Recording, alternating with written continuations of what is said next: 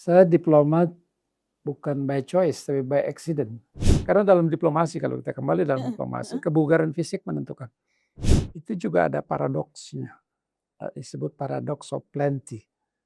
Kebanyakan informasi juga membingungkan.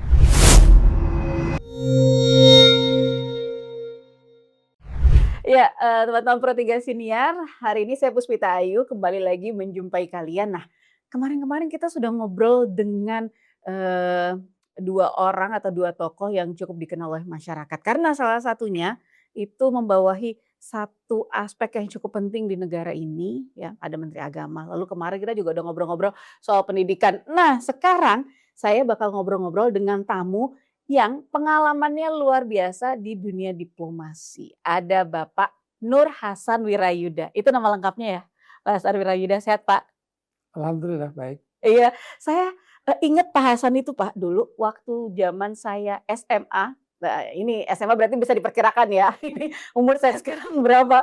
Karena waktu dulu SMA itu menghafalnya adalah Menteri Luar Negeri Hasan Wirayuda ya Lulus gitu. nggak ada? Tanya deh. Coba, Pak? Lulus atau tidak? Alhamdulillah lulus.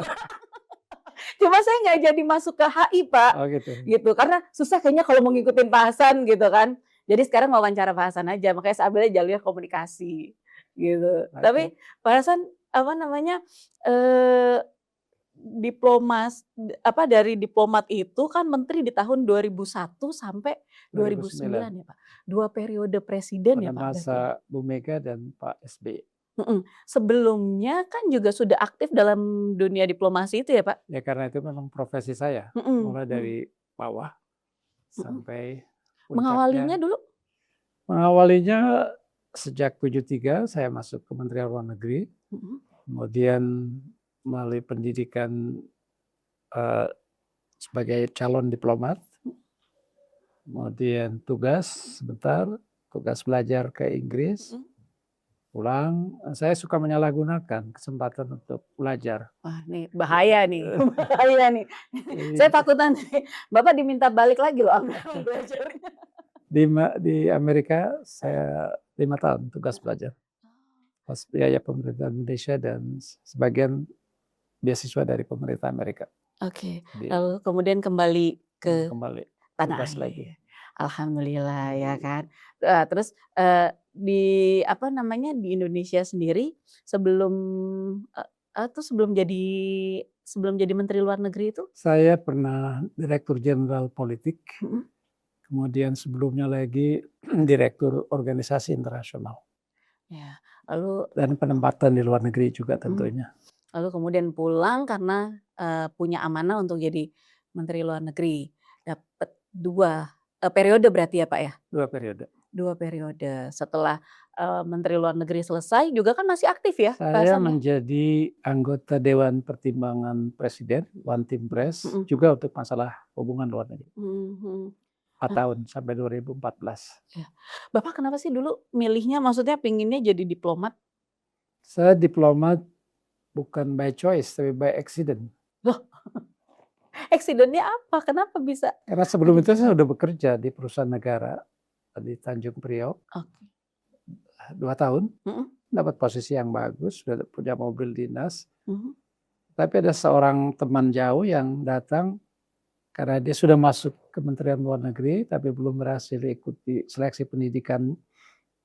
Ada 2 mata kuliah ujian negara dulu istilahnya, karena dia dari universitas swasta, dan dia memerlukan tentir atau coaching atau bimbingan dari saya untuk bidang filsafat hukum.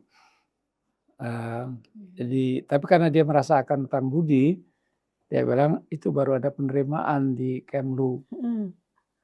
Tapi sudah tutup ya. Saya bilang kenapa you bilang sama saya sesuatu yang udah lewat gitu.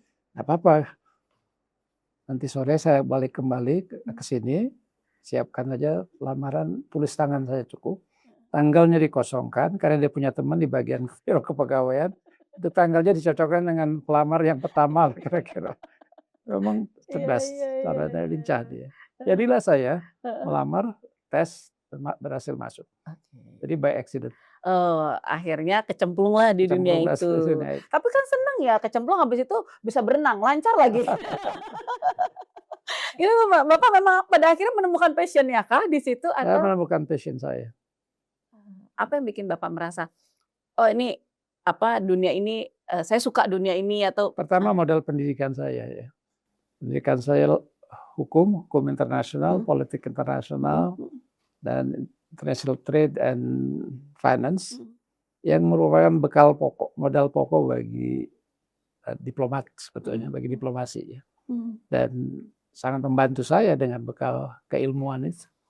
Ditambah lalu tentunya pengalaman dalam praktek mhm, pada posisi direktur organisasi internasional yang menangani begitu banyak organisasi mhm, internasional termasuk PBB. mhm. Jadi kombinasi dua itulah mungkin yang menjadi bekal saya untuk kemudian menyandang posisi Menteri Luar Negeri. Kalau diplomat itu kan kalau untuk di kancah internasional tuh Pak, itu kan sering menjadi, gambaran satu negara gitu. Ya, Jadi kemudian gambaran Indonesia pada saat itu ada di Bapak, mulai dari, keputusan kita gitu ya, cara pandang Indonesia terhadap banyak isu dan lain sebagainya. Berat nggak itu Pak? pasti tidak mudah Hmm. dan tergantung kesiapan kita ya. Mhm, Saya tadi merasa mhm, bersyukur mhm, saya mendapat kesempatan untuk memperkuat basis pengetahuan saya, mhm, pengetahuan akademik saya di bidang-bidang yang relevan dengan tugas mhm, sebagai diplomat. mhm, Eh, Yang kedua, pengalaman saya di berbagai bidang, mhm, baik diplomasi bilateral, diplomasi regional, dan multilateral, mhm. yang membuat saya cukup intim dengan berbagai masalah yang kita hadapi di dunia. Oke. Tapi kalau sekarang setelah sudah lepas dari semua posisi-posisi itu aktivitasnya apa, Mas Hasan? Saya katakan tadi, saya gemar dunia kampus. Iya? Saya studi di UI, Iya. terus di Inggris, di Universitas Oxford, kemudian di Fletcher School of Law and Mhm, Diplomacy, mhm, kemudian mhm, di Harvard mhm. University Law School, kemudian di University of Virginia. Aduh, jadi hobinya Pak Hasan tuh kayaknya belajar ya? Jadi memang dari semula saya berpikir kalau saya Heeh. pensiun nanti, Mhm, mudah-mudahan saya punya peluang untuk mewariskan, mengajarkan kepada generasi muda baik pengetahuan maupun pengalaman saya. nah itu akhirnya, eee, inilah terrealisasilah sekarang. Iya, dan itu memang mungkin dalam DNA saya, dalam darah saya. Oh, orang tua atau ada memang Karena sejak saya lahir bapak saya sudah kepala sekolah SD. oh, Jadi berarti sekarang, mengikuti ya Pak, tapi jadi rektor? Jadi ya kepala universitas? sebetulnya mengajar, Heeh, kemudian menjadi dekan dan heeh. sekarang rektor, Oke, ya kehidupan kampus. oke. Akademisi, bedanya akademisi dengan pada saat Bapak masih ada gitu, menjalankan tugas-tugas teknis itu, jadi diplomat dan lain sebagainya apa? Kadang-kadang saya dapatkan sangat berbeda. Iya. Dalam artian sebagai pejabat Heeh, kita harus menganalisa dan cepat membuat keputusan. mhm. Tapi di dunia kampus menganalisa, baca pendapat tanpa ada keputusan. Iya, iya, iya. Tidak terbiasa Iya. dengan eksekusi dari satu kebijakan. Tapi akhirnya itu ini nggak Pak, membawa mungkin ada perbedaan nggak pada saat Bapak, sekarang menjalankan peran sebagai akademisi begitu? Ada mungkin kemudian itu membuat kayak pola-pola pendidikannya jadi berbeda begitu Eee, atau seperti apa? Pastilah dari pengalaman saya yang panjang, Mhm. 42 tahun, banyak hal yang Iya. saya lihat dari dunia praktek Mhm, yang harus juga dipertimbangkan oleh dunia kampus mhm, dalam katakanlah pengembangan kurikulum. mhm, Banyak mhm, hal yang biasa terjadi di dunia praktek lebih cepat dari dunia pendidikannya. mhm, Dan jarak ini, kesenjangan ini yang harus dunia kampus cepat mengikuti. mhm, Menyiapkan kurikulum yang up to date, mhm, yang cukup mutakhir sesuai dengan perkembangan dan menyiapkan tentunya perangkat pengajarnya, dan gap ini cukup jauh di berbagai bidang, bukan hanya di bidang katakanlah iya, diplomasi, iya, tapi juga di bidang pendidikan teknik, eee, misalnya tenaga ahli teknik kita lulusan STEM, Science, Engineering, Technology, Engineering, and Mathematics kita itu relatif kecil. Di China itu setahun 20 juta orang yang lulus dari dari studi ini. Di India 3 juta, kita 350.000. Itu kesenjangan antara dunia praktek, dunia pendidikan kita dan dunia praktek. Jadi sebagai orang yang lama di dunia praktek, khususnya di bidang diplomasi, saya sangat memahami kesenjangan ini, yang tentunya niatan bagaimana kita mengejar melalui pendidikan kita ketertinggalan kita di bidang di berbagai bidang dibandingkan dunia luar. Itu yang Masih ada cita-cita apa sih Pak di usia Pak Hasan yang sekarang itu? Pingin nih, saya masih punya satu tujuan lagi ini nih gitu. Apa ini Pak? ya, banyak kegemasan. Gemas melihat situasi gitu. ketinggalan kita, karena saya biasa berpikir nasional dan internasional. Ya. Lihat dua itu saya akan bandingkan di mana kelemahan kita sebagai bangsa.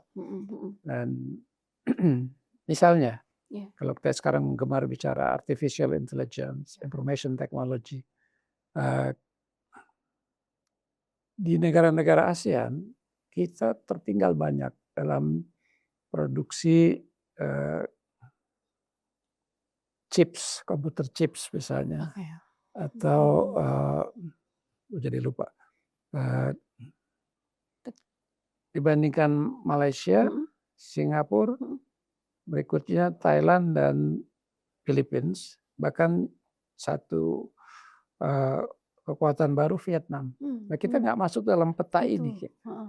Jadi kelihatan kita baru mulai sekarang merangkak di dunia pendidikan bagaimana memajukan teknologi di bidang ini. Jadi itu contoh, bukan kita membandingkan dengan Amerika dan Eropa, tapi dalam lingkungan kita sendiri. Di regional kita sendiri ya Pak. Kita ketinggalan. Jadi semiconductor yang saya maksudkan. Nah, yang bikin Bapak gemes itu ada di mananya? Apa maksudnya? Apakah apa ya? Ada dimulai dari kebijakan, kebijakan besarnya. Tingkat pusat, yang mengalir juga di tingkat pendidikan, dan berikutnya di industri. Jadi gemes, gemes. Pengen berkontribusi dong Pak, biasanya kan kayak gitu. Pengen berkontribusi, tapi kan perannya sudah lain. Kita atau saya tidak lagi di bidang pengambil kebijakan. Jadi dunia pendidikan kan tidak punya kuasa untuk memutuskan. Bisa mempengaruhi kebijakan, tapi lebih lambat dibandingkan mereka yang punya kekuasaan memutuskan kebijakan. Tapi Pak Hasan tadi waktu Pak Hasan datang ya gitu, saya kan ngelihat Pak Hasan itu terakhir kemarin waktu pas dipanggil Pak Presiden ya, karena udah lama kan tidak melihat Pak Hasan di TV lagi, kemarin panggil Pak Presiden kelihatan, oh Pak Hasan udah agak tua ya gitu. Agak tua. Tapi pas Bapak datang ke sini saya lihat secara langsung, kok lebih muda gitu. Kalau tua lebih tua itu pasti. Tapi Pak, maksudnya Bapak masih di usia yang, berarti kan Bapak lahir Juli ya Pak ya? Juli tahun 48. Wah tuh hitung ya, udah 70 something lah berarti ya Pak. Masih 77. Iya, saya jadi inget STR. Gitu kan, kental-kental gimana gitu. Bapak juga kayak seger-seger, kayak masih apa namanya, masih muka masih bercahaya, masih sehat kayaknya. Apa Pak rahasianya? Pertama, kita harus pandai bersyukur tentang apa yang kita miliki. Yang kedua, ya keperluan untuk memelihara kesehatan kita. Saya tertib, teratur olahraga, dan dengan prinsip kalau kita kerja 8 jam sehari, dulu sebagai menteri bisa 12 jam gitu. Masa sih kita tidak mampu menyempatkan, meluangkan 45 menit, 1 jam untuk olahraga. Itu tiap hari? Lagi. Rutin itu Pak? Rutin. Sampai sekarang? Wah, tentunya bebannya lebih rendah. Iya. Tapi tetap 2 hari sekali saya pagi stretching 20-25 menit. Tiap hari kali itu relatif. Kadang-kadang pagi, kadang pagi dan sore. 2 hari sekali main pingpong. Di berjalan kaki. Ya. Tapi harus ada. Kalau saya suka di pingpong Pak. Gitu. Bagus. Itu masih main pingpong ya Pak. Terus olahraga, Pak kalau sekarang nih Pak, kalau kita ngomongin soal olahraga kan banyak tuh orang olahraga itu karena bukan cuman karena oh nih saya sukanya ke sini, tapi karena lagi ngetren ya kan, lagi apa ya ikut-ikut inilah, ikut tren yang biar dibilang nggak ketinggalan zaman gitu kan. Sekarang lagi musim padel, olahraganya padel semua. Berapa waktu lalu musim lari, olahraganya lari semua, jadi pelari. Sebelumnya sepeda, semua orang punya sepeda gitu. Kalau Pak Hasan ikut juga nggak? Enggak, menurut tidak. Tapi Kenapa? saya disiplin pada apa yang saya jalankan tadi. Mungkin sejak 89 saya konsisten. Bahkan dulu saya bermain golf tahun 2000 saya berhenti. Kenapa? Karena antara golf dan kesibukan tugas rasanya nggak nyambung. Jadi, tapi yang olahraga harian itu saya tetap lakukan. Karena dalam diplomasi, kalau kita kembali dalam diplomasi, kebugaran fisik menentukan. Banyak usul-usul aneh dari mitra kita itu tampil ketika kita lemah secara fisik. Misalnya meeting dari jam 10 pagi sampai jam 5 pagi. Kira-kira jam 2 itu usul-usul aneh muncul. Karena semua orang nggak konsentrasi, lemah, physically weak. Jadi sering dalam negosiasi kita sangat dites, bukan hanya kemampuan kita berpikir, tapi juga kemampuan fisik kita untuk jadi hidup. penting menjaga kebugaran itu Penting supaya fokusnya tetap terjaga gitu ya Pak ya? Di sidang saya lama di ikuti sidang-sidang di PBB di Jenewa. Mendengarkan terjemahan itu melelahkan. Jadi 2 jam kita dengarkan earphone, terjemahan itu kita seperti sudah ayam sakit. Ngantuk yang. Nah itu kalau saya mendengarnya itu saya rasa lewat olahraga saya, terlewat. Jadi kebugaran itu saya pelihara dengan itu. Dengan olahraga. Tapi kalau makanan juga nggak Pak? Ada maksudnya kan biasanya juga ditunjang dengan supaya badannya lebih bugar, begitu lebih fit. Ada makanan-makanan yang dihindari. Kalau kayak penyanyi mungkin nggak makan gorengan gitu kan Pak. Kalau penyiar sih makan gorengan terus Pak biar suaranya renyah. Katanya begitu. Itu kalau Bapak ada? Saya ya dalam diplomasi itu ada hal yang membahayakan for your kesehatan. Diplomasi suka disebut dengan 3 call. Protokol, kolesterol, alkohol. It's dangerous for your health. Jadi tapi saya tidak membatasi dalam artian tidak ini atau tidak itu. Saya membatasi dengan prinsip saya tidak mau didikte oleh makanan atau minuman. Jadi misalnya makanan, saya terbiasa kalau saya makan malam berat, besok paginya sarapan sedikit atau lunch ketika saya lapar gitu.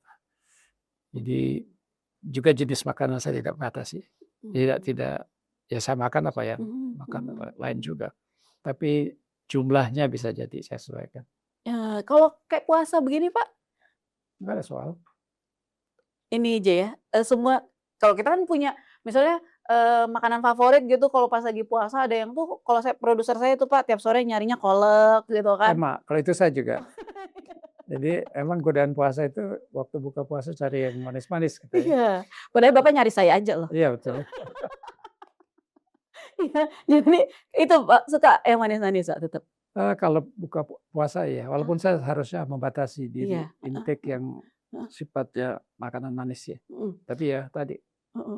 Apa sih Pak, ada makanan khusus, makanan favorit gitu nggak Pak? Saya makanan tradisional, saya suka. Apa? Seperti lodeh.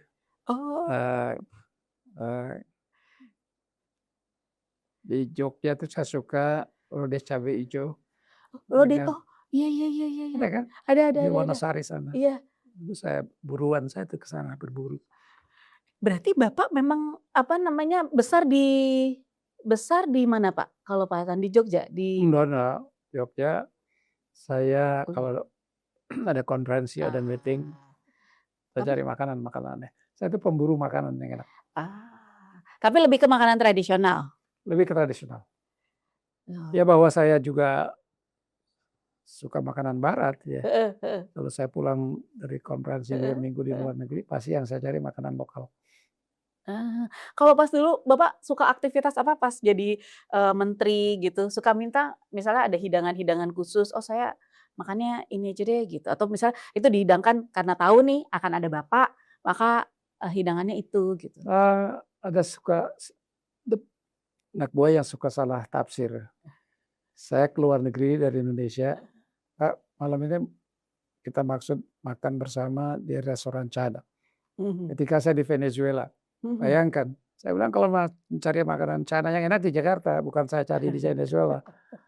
Pikirannya, Heeh. eee, sebagai orang Indonesia di luar negeri cari makanan Indonesia, saya enggak. Kalau di Saya luar kalau ke negeri. luar negeri juga cari makanan yang khas lokal. Oh, jadi lebih kepada makanan yang khasnya di sana itu Iya, apa, di tempat itu di apa tempat gitu itu ya, apa. Pak?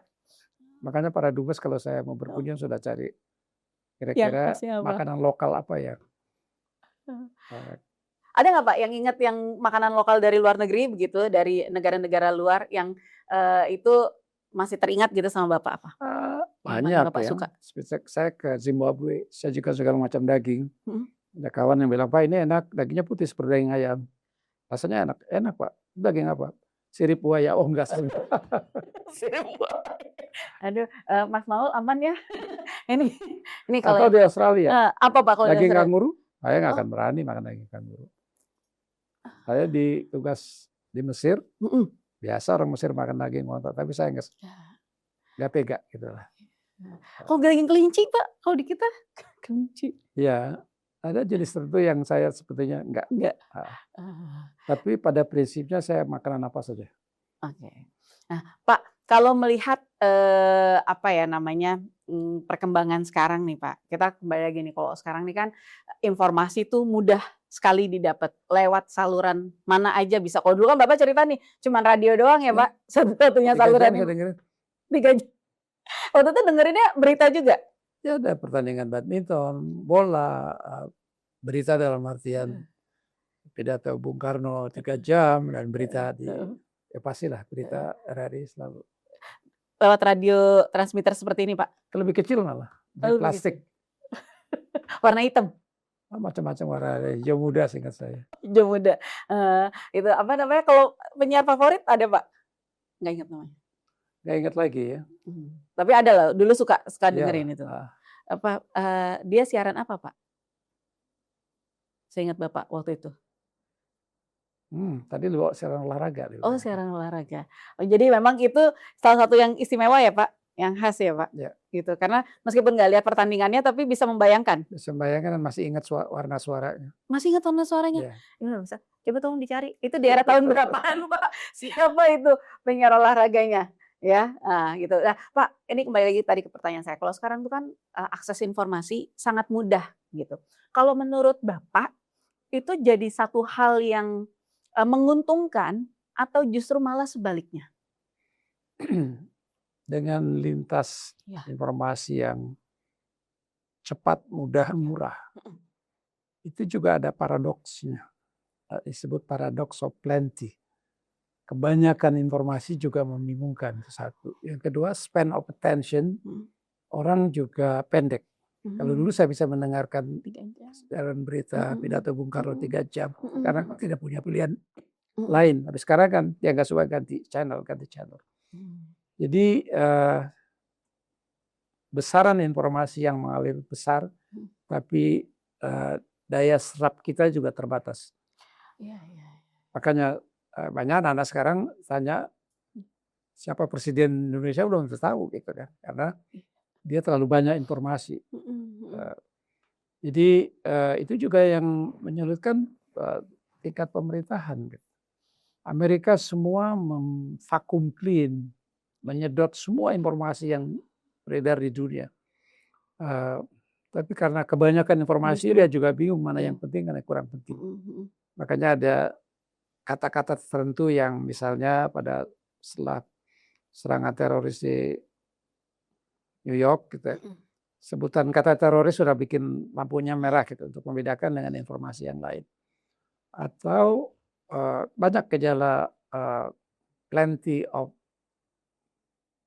banyaknya informasi dan paradoks Iya. informasi ini yang membuat menjadi pengambilan keputusan juga tidak mudah. Sulit. Mana yang penting, mana yang Iya. kurang penting, mana tidak penting. Jadi tapi pada sisi positif tentunya Ada. luar biasa. Mhm. Sekarang kita bisa mengunduh informasi apapun yang kita cari dengan sangat mudah. Berarti kalau biar nggak semua informasi yang penting dan nggak penting masuk itu kan harus ada saringannya. Kalau menurut Bapak penyaringnya itu adanya harusnya di mana? Kita bisa saring? Saringannya ada di modal dasar pengetahuan kita ya. Ah, iya. Jadi kita mudahnya itu bohong gitu ya. Itu hoax. Atau kalau radio dulu internasional ya, dengarkannya BBC daripada mendengarkan radio Beijing, ya kan pasti derajat kebenarannya berbeda. Gitu. Jadi kita harus juga pandai memilah. Dengan kata lain penyedia informasi juga sangat menentukan kredibilitasnya. Kalau kredibilitasnya baik, saya akan setiap hari mas sekarang sebelum tidur saya lihat lagi BBC terakhir. Apakah CNN terakhir. Dua itu sudah cukup punya sebagai patokan kita. Atau kalau majalah luar negeri, saya majalah ekonomis misalnya. Karena kredibilitasnya sudah terbukti gitu ya. Jadi di situ menjadi kepentingan penyedia informasi untuk memastikan bahwa berita yang disampaikan itu benar. Yang kedua diterima publik ya. Berarti media punya peran cukup besar sebagai penyaring informasi-informasi. Bahkan sebagai agenda setter. Dia bisa menggiring pendengar, pembaca untuk menjadikan satu isu menjadi isu penting di pengambil kebijakan. Contoh paling gampang, itu dulu menteri pejabat belum lama jalan, meriah tuh jalan Tamrin, Jalan Sudirman dengan suara bunyi sirene dan sebagainya. Tapi ketika publik tidak suka dan jadi viral, berhenti tuh. Itu luar biasa. Saya menganggap itu satu peran penting publik dan memviralkan, artinya menyebarluaskan informasi yang di-share, dianut orang banyak menjadi faktor penentu dalam kebijakan. Itu contoh satu dari banyak contoh yang lain. Pak Hasan ini aslinya lahir di mana, besar di mana sih Pak? Saya di Tangerang, sekarang Provinsi Banten. Oh, tapi orang tua? Orang tua di sana. Jadi orang Tangerang, ya nggak punya kampung dong Pak. Saya tadi mau nanya tuh Bapak lebaran pulang kampung nggak? Karena udah banyak yang siap-siap pulang kampung nih Pak. Enggak. Berarti kalau lebaran biasanya udah di Jakarta aja dong ya Pak? Jakarta aja. Kali ini saya lebaran di Tokyo. Oh iya, ada kegiatan Bapak selalu masih banyak kegiatan-kegiatan di luar ya Pak ya? Saya ke Tokyo karena undangan untuk konferensi sebetulnya. Konferensi apa sih Pak? Terus menyangkut perdamaian di Asia khususnya.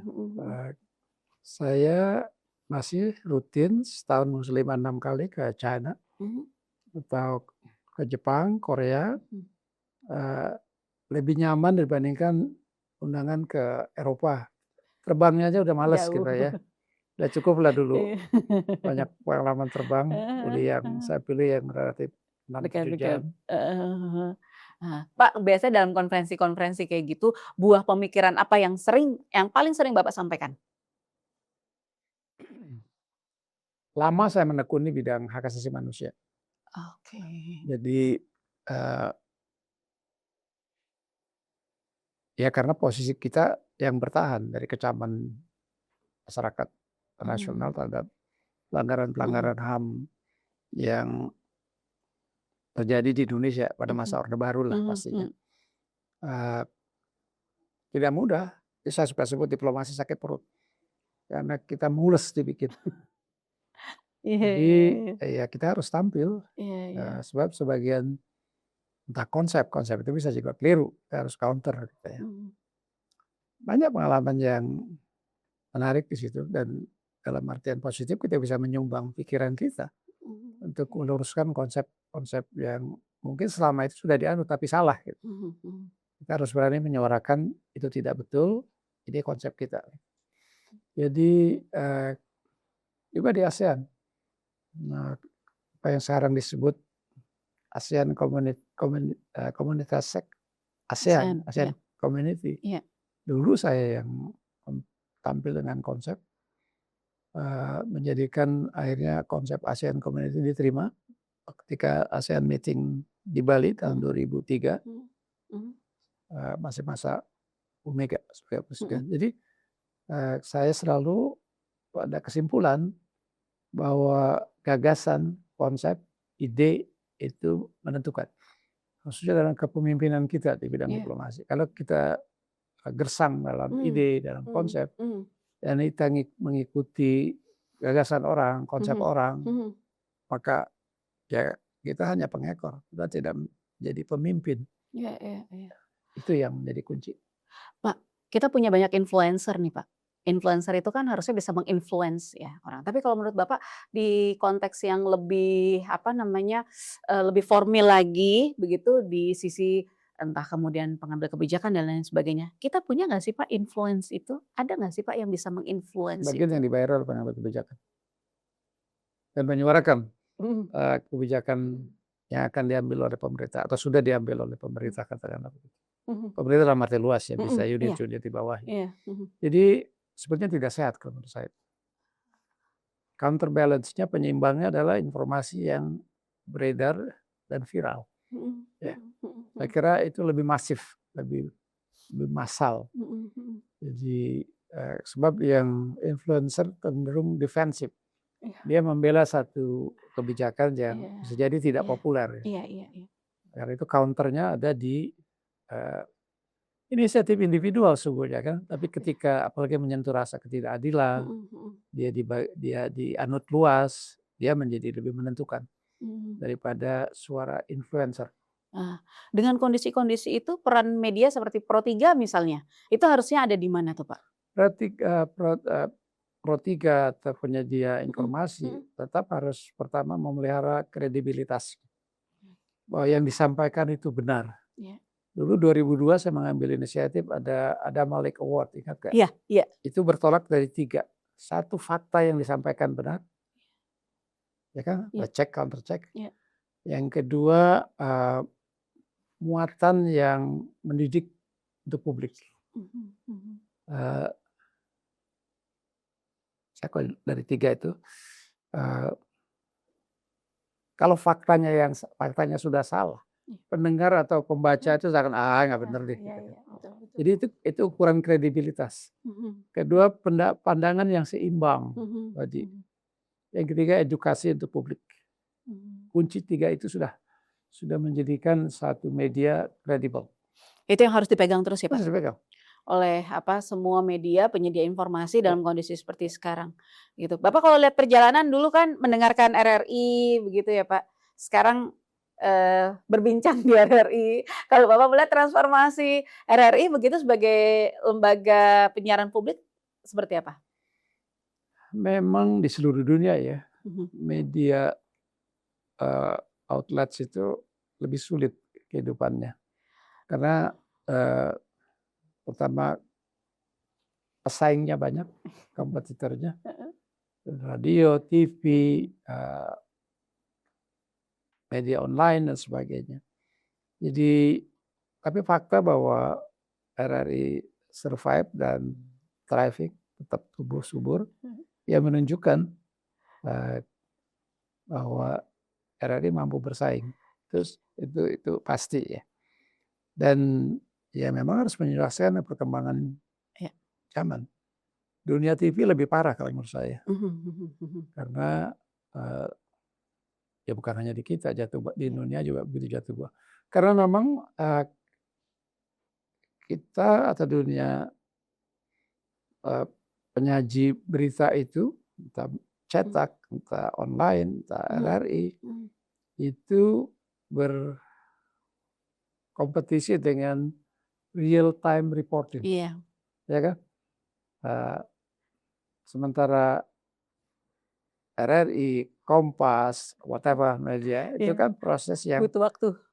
Memerlukan waktu, karena dia dari reporter ke editor. Sementara media online kan tidak ada editornya. Dia langsung benar tidaknya soal nomor 2 gitu.